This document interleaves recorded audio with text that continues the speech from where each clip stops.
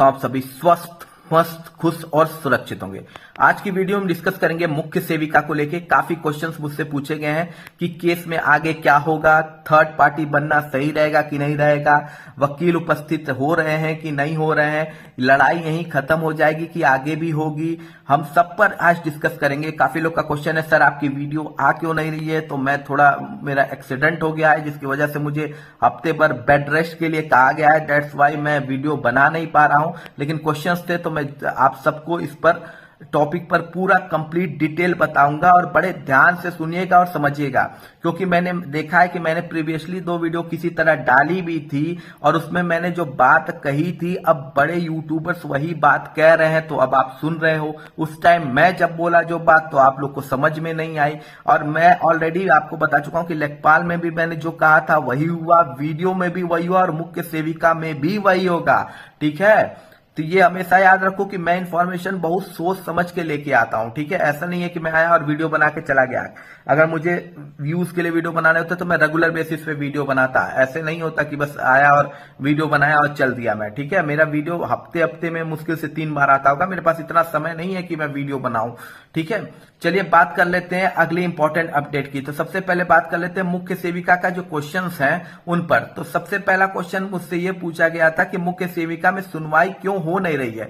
देखिए, आपकी डेट तो लग रही थी पर सुनवाई हो क्यों नहीं पा रही थी, उसका रीजन मैंने आपको प्रीवियस वीडियो में बताया था कि देखिए अभी सरकार के सामने 2-3 भर्तियों की डीवी है, सरकार आपकी भर्ती में इंटरेस्टेड नहीं है। अब वो धीरे धीरे इंटरेस्ट लेना शुरू की है, क्योंकि अब कंबाइंड टेक्निकल की डीवी कंप्लीट हो चुकी है, वीडियो की डीवी अगली लग जाएगी, तो अब सरकार के पास कोई इश्यू नहीं है। सीधी बात एक सिंपल सी समझिए, सरकार के कार्य करने का तरीका क्या होता है। सिंपल सी बात है, अगर सरकार कोर्ट से आपकी भर्ती क्लियर करवा लेती, फिर आप एक प्रेशर डालना शुरू करते आयोग पर, और आयोग को मजबूरी में रिजल्ट डिक्लेयर करना पड़ता। क्यों करना पड़ता? क्योंकि आप प्रेजेंट टाइम चुनाव का टाइम चल रहा है, अगर आप एक प्रेशर डालते हैं तो विपक्ष भी हमलावर हो जाता है। लेकिन सरकार अपना दिमाग बहुत ही इंटरेस्टिंग तरीके से लगाए कि इसे कोर्ट में ही रखो, ताकि बच्चे आते भी हैं तो हम कह देंगे भैया हमारे हाथ में नहीं, कोर्ट के हाथ में है। ठीक है, और कोर्ट के हाथ में है तो सीधी सी बात है कि कोई इस पर अपोज कर नहीं पाएगा, कि कोर्ट जब तक सुनवाई नहीं करेगा तब तक नहीं होगा। हालांकि सरकार चाहे तो आपका केस किसी भी नंबर पे लगा हो, अगर वो इंटरेस्टेड है तो वो उठा के सुनवाई करवा देगी, उसी दिन करवा देगी। ठीक है, ये बात मैंने आपको पहले ही बता दी थी। ये एक बड़ा इंपॉर्टेंट रीजन था कि आपकी डेट लगती थी और सुनवाई हो नहीं पा रही थी। फिर मुझसे एक क्वेश्चन और पूछा गया था कि मुख्य सेविका केस में आगे क्या होगा, तो मैं आपको बता दूं बेटा, 30 अप्रैल में मुझे जहां तक लगता है आपकी सुनवाई होने के चांसेस बने हुए हैं। ठीक है, 30 अप्रैल से सुनवाई होने के चांसेस बने इसलिए हैं क्योंकि इस बार ऐसा आपने देखा होगा कि डेट लगवाई गई है, ना कि लगी है। इस बार डेट लगवाई गई है, लगी है और लगवाई गई में फर्क होता है।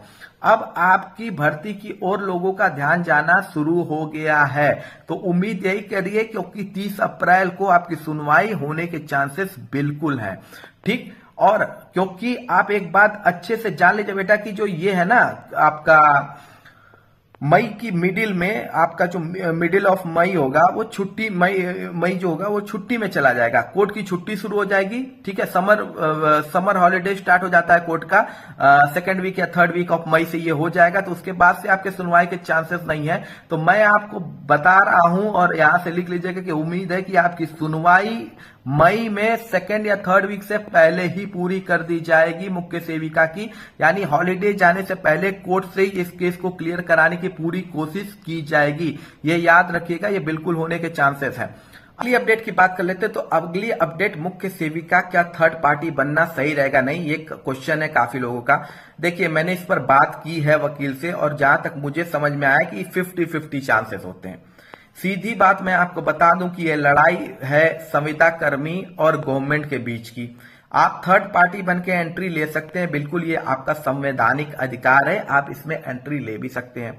और 50-50 चांसेस मैं कहा कि इसलिए कहा कि देखिए 50% चांसेस ये भी हो सकता है थोड़ा केस कॉम्प्लिकेटेड हो जाए और 50% चांसेस ये हो सकता है कि आपकी सुनवाई हो जाए।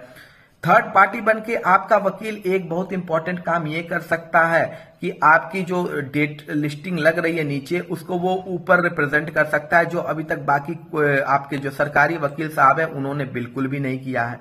ठीक है, उससे क्या होगा, कोर्ट के सामने आएगा तो कोर्ट अमूमन उसकी सुनवाई करेगा, लेकिन कोर्ट सुनवाई तभी करेगा जब इस थर्ड पार्टी के अलावा जो दो मेन पार्टी हैं, यानी कि जो संविदा कर्मी के रिप्रेजेंटेटिव हैं और गवर्नमेंट के रिप्रेजेंटेटिव हैं, जब तक अवेलेबल नहीं रहेंगे तब तक सुनवाई तब भी नहीं होगी, चाहे आप थर्ड पार्टी बन के चले जाइए। ठीक है, थर्ड पार्टी बनकर चले जाएंगे तब भी सुनवाई नहीं होगी। हाँ, लेकिन एक बेनिफिट ये जरूर हो जाएगा कि आपके वकील द्वारा बात किए जाने पे कोर्ट दोनों वकीलों को, जो कि आपके संविदा के रिप्रेजेंटेटिव हैं और जो गवर्नमेंट के रिप्रेजेंटेटिव है, उसको कोर्ट ऑर्डर देगा कि फलनवा डेट पर आकर तुम्हें सुनवाई करवानी है, तुम दोनों को अवेलेबल होना है। ये एक बेनिफिट मिल जाएगा, यानी कुल मिला के आपकी भर्ती ट्रेंडिंग में आ सकती है थर्ड पार्टी बनाने से, जितना मुझे समझ में आया जो मैंने बात की थी। बाकी एक्स्ट्रा कुछ हो सकता है तो बहुत अच्छी बात है, लेकिन जहां तक मैं समझ पाया वो यही है। ठीक है, तो यही इसका बेनिफिट और नुकसान है। तो थर्ड पार्टी अगर आपको बनानी है तो आप बिल्कुल बना सकते हैं, कोई इश्यू नहीं है, और नहीं बनानी है तो फिर भी नहीं बनानी है तब भी कोई इश्यू नहीं है। जहां तक मुझे लग रहा है कि 30 अप्रैल से आपकी भर्ती में सीरियसनेस आपको देखने को मिल जाएगी, सुनवाई भी देखने को मिल जाएगी, क्योंकि अब मुझे लग रहा है कि थोड़ा गवर्नमेंट आपकी भर्ती में इंटरेस्टेड लेना शुरू कर दी है। फिर एक क्वेश्चन और था कि मुख्य सेविका में जब वकील ही नहीं आ रहे हैं सर, तो सुनवाई कैसे होगी? तो देखो, एक सिंपल सी बात मैं बता दूं कि मैं तुम्हारे केस को जब भी डेट लगती है पूरा दिन भर कॉन्टिन्यूअस अपडेट लेता रहता हूं उस केस की, और मैं कम्युनिटी पोस्ट में भी डालता हूं।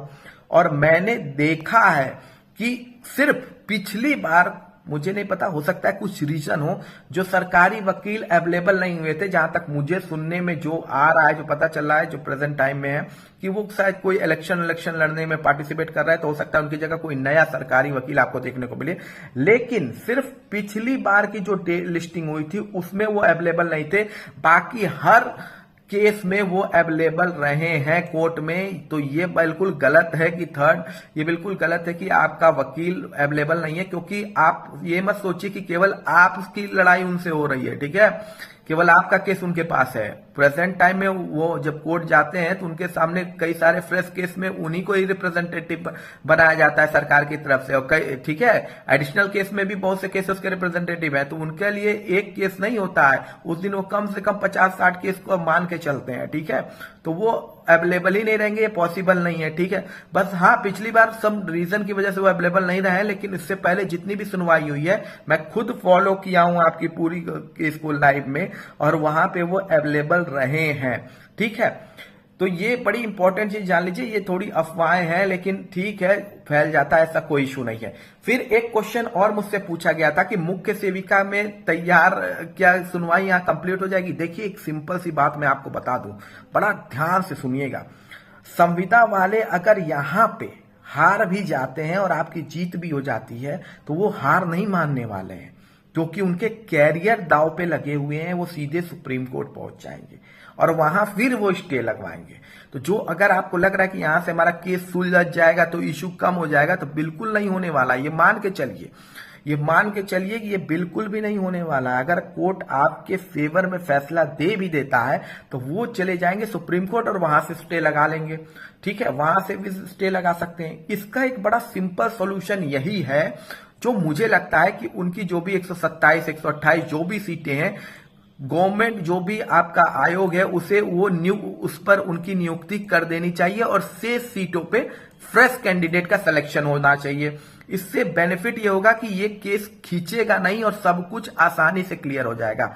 अदरवाइज ये जरूर देखिएगा कि आपको देखने को मिलेगा कि चले जाएंगे सुप्रीम कोर्ट। ये इतनी आसानी से नहीं हार मानेंगे, क्योंकि इनका भी कैरियर दांव पे लगा हुआ है, कि ये ओवर एज हो चुके हैं ऑलरेडी, तो इनका कैरियर दांव पे लगा हुआ है, तो ये जाएंगे सुप्रीम कोर्ट में।